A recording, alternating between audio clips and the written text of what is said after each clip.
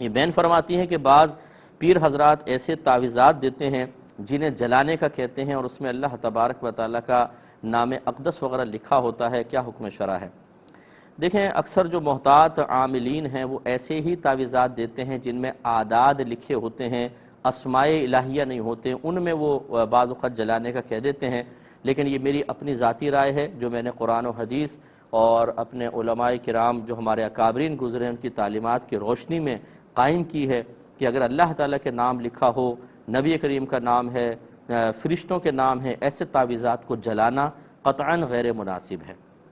شفا اللہ تعالیٰ کے دست قدرت میں ہے، یہ جلانا نہ قرآن سے ثابت ہے نہ حدیث سے۔ یقیناً کسی کے ہو سکتا ہے تجربات میں آیا ہو اور ان کو کوئی فائدہ محسوس ہوا تو انہوں نے کسی کو بتایا ہو، لیکن جب کوئی چیز قرآن و حدیث سے ثابت نہ ہو اور پھر ہم اپنے پاس سے کچھ آپ جیسے عاملین ہوتے ہیں، میں بڑی معذرت کے ساتھ عرض کرتا ہوں، ایسے ایسے طریقے بتائیں گے کہ لوگ گھبرا جائیں گے، یہ لیمو کاٹنا، ایک لیمو کا ٹکڑا اس چوراہے پہ پھینکنا، دوسرا وہاں پھینکنا، تیسرا یہاں، چوتھا وہاں، یہ مرغے لے جا کے قبرستان میں کوئی اندھیری قبر ہو اس کے پاس چھوڑ دینا۔ اب یہ جو قیودات لگائی جاتی ہیں، انتہائی ہاتھ جوڑ کے دائرہ ادب میں گزارش ہے، یہ کہاں سے ثابت ہو گئیں؟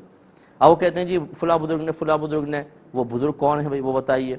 تو ایسے کسی بھی مستند بزرگ سے شاید ایسی کوئی بھی چیز منقول نہیں ہوتی ہے، یا بالفرض ہے بھی تو انہوں نے کوئی خاص پرٹیکولر ہو سکتا ہے شخص کے لیے کہا ہو، ہم اس کو بالکل عام کر دیتے ہیں اور اس سے عوام الناس بہت ڈسٹرب ہوتی ہے۔ تو کہنے کا مطلب یہ خلاصے کلام کہ اللہ کا نام لکھا ہو، قرآن کی آیات، ان کو جلانے کی بالکل اجازت نہیں ہے۔ اسی طرح ایک صاحب نے مجھ سے پوچھا کہ یہ کوئی اسماء الہیہ دیے ہیں، کہا ہے کہ ٹخنے پہ اس تعویذ کو باندھ کر رکھیں پوری رات اور صبح اس کو جلا دیں۔ ایک تو دیکھیں اللہ کا نام لکھا ہو یا آیات لکھی ہوں، ان کو پاؤں کے اوپر باندھ کر رکھنا ٹخنے پر، یہ کیسے اس کی اجازت دی جا سکتی ہے؟ اس میں تو بہت بڑی بے ادبی ہے، اور پھر اس کو اگلے دن جلا دیں۔ تو یہ اس طرح کی کسی بھی ہدایت کے اوپر عمل نہ کریں، یہی بہتر ہے۔ اگر آپ سمجھتے ہیں کہ آپ مطلب اس طرح کی خلاف ادب کاموں سے اللہ کی رحمت حاصل کر سکتے ہیں تو پھر میں آپ کے اعتقاد اور آپ کے ایمان پہ افسوس ہی کر سکتا ہوں، اور کچھ نہیں۔